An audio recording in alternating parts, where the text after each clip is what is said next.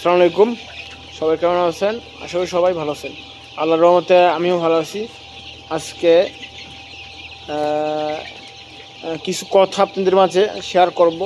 তো সবাই ধৈর্য সহকারে আমার ভিডিওটা দেখার চেষ্টা করবেন। তো মূলত এই ব্রয়লার বা সোনালি জাতের মুরগি আপনার কোন কোন টাইমে খাদ্য দেওয়া উচিত বা নিয়ম, আর পানিটা দিবেন কোন কোন টাইমে। তো মূলত আমি আজকে খাদ্য দেব। তো আপনার হচ্ছে পানিটা দেখবেন যে ময়লা আছে কি না পাত্রে। এই যে ময়লা দেখুন এই ময়লা খালি পরেই মুরগি অসুস্থ হবে। তো আমি একটা কাজ করব, আপনারা দেখুন কীভাবে পানিটা ফালাই দিই। এইভাবে করে ফালাই দিবেন যাতে আপনার পিওর পানিটা, ভালো পানিটা আসে। দেখুন এখন মোটামুটি ভালো পানি আইছে। তো এইভাবে করে ফালিয়ে দিবেন আপনারা। তো আর আপনার হচ্ছে এই যে আপনার খাদ্য ফুরিয়ে গেছে, তো সকালবেলা মানে ভোরবেলা একবারে আপনারা পারলে উঠে আগে খামারে আসবেন। তারপরে আপনার পানি আছে কি না, খাদ্য আছে কি না, এগুলো দেখবেন। দেখার পরে আপনারা আপনাদের অনুযায়ী খাদ্য বা পানি দিবেন। তো আমি এখানে আপনার 14টা পানির পাত্র এবং আপনার খাদ্যের পাত্র 14টা দিয়ে আপনার এই মুরগিগুলো মানুষ করতেছি। তো এখানে আপনার হচ্ছে লিটারটা দেখুন আটকেছে, এই জন্য আর কি এইটা দিয়েই পরিষ্কার করতেছি। আপনার এই পরিষ্কার যদি না করা হয়, এই পায়খানা খেয়ে মুরগি অসুখ বিসুখ হবে। এই জন্য আপনার পরিষ্কার করে নিতে হবে, তারপরে খাদ্যটা দিতে হবে। তো দেখুন এই যে খাদ্য দিচ্ছি। তো মূলত আপনার ময়লা পানিটা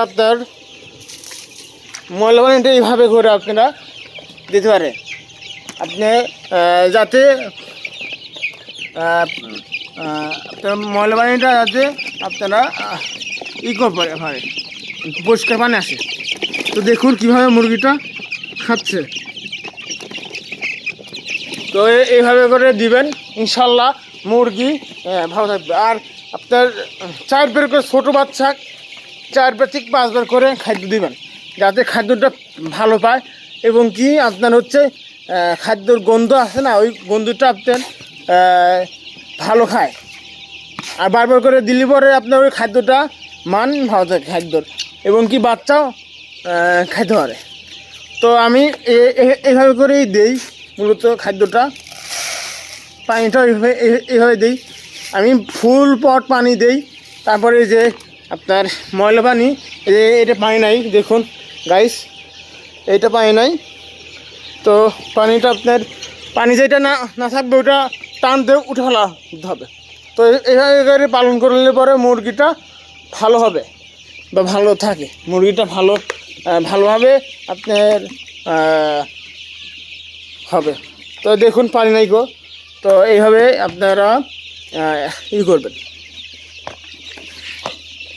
এই যে দেখুন ময়লা আছে, এই ময়লাটা আপনার পরিষ্কার করে তার হচ্ছে খাদ্যটা দিবেন।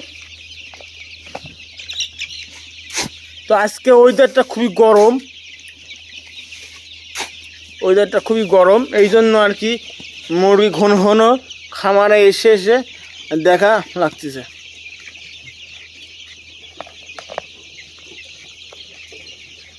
তো আমি আপনাদের মাঝে এই খামারের ভিডিও নিয়ে কথা বলবো, বা কী করলে পরে আপনারা লাভবান হতে পারবেন। তো পরবর্তী ভিডিওতে আপনাদেরকে দেখানোর চেষ্টা করবো বা শোনানোর চেষ্টা করব। তো আমাকে টাইগার বলে সোনালি সুপার হাইব্রিড দিয়েছে। তো আমি এখন কি করব বুঝতেছি না। এখন আমার পালতে হবে মুরগিটা পেলে বিক্রি করে দিতে হবে। তো মুরগিটা আপনার হচ্ছে এখন মাংসের জন্য তৈরি করতেছি। আর হচ্ছে আপনার সামনে এখন গরমের সিজন, এখন কি করব কিছু বুঝতেছি না। যে গরমটা বসছে, আবার এখানে আপনার রসুন থইছে আপনার অর্ধেক ঘর। এই যে দেখুন চতুর্পাশে রসুন আর রসুন, আপনার 4 বিঘে ভুঁই রসুন লাগাইছি এবার তো মাঠে। তো দেখুন আপনার রসুনটা ভালো হয়েছে। তো মোটামুটি আপনার রসুনটা ভালো হয়েছে, প্লাস অর্ধেক ঘর বুক হয়েছে। এই জন্য আর কি মুরগি আপনার সেই গরম লাগবে, এই জন্য আর কি ওই পার্টিশন দিয়ে দিচ্ছি মাঝখান দিয়ে। আর ওইখান দিয়ে আমি গেট রাখছি যাতে আমি চলাফেরা করতে পারি। তো এত গরম ভাই এবার পড়বে বা সামনে গরম আছে, তো সবাই সতর্ক হয়ে যান এত গরমের মধ্যে। তো মুরগি তুলবেন একটু ভেবে চিনতে তুলবেন, হুটহাট করে তোলার দরকার নাই। আর যারা অভিজ্ঞ আছে, অভিজ্ঞ খামারি, তাদের কথা অন্যরকম। যারা হচ্ছে আপনার কেবল শুরু করতেছেন খামার, তাদের জানাচ্ছি ভাই ভেবে চিনতে খামার দিবেন, যাতে 2 টাকার আশায় দিবেন ভাই, যাতে লস তাতে না হয়। তা আমি অভিজ্ঞ, তো ইনশাল্লাহ আমি সামনে আপনার হচ্ছে এক্সজস্ট প্যান্ট লাগাবো ইনশাল্লাহ এই খামারটা। তো আমার জন্য সবাই দোয়া করবেন এবং কি ভালোবাসা দিবেন। সবাই ভালো থাকুন, সুস্থ থাকুন, আল্লাহ হাফেজ।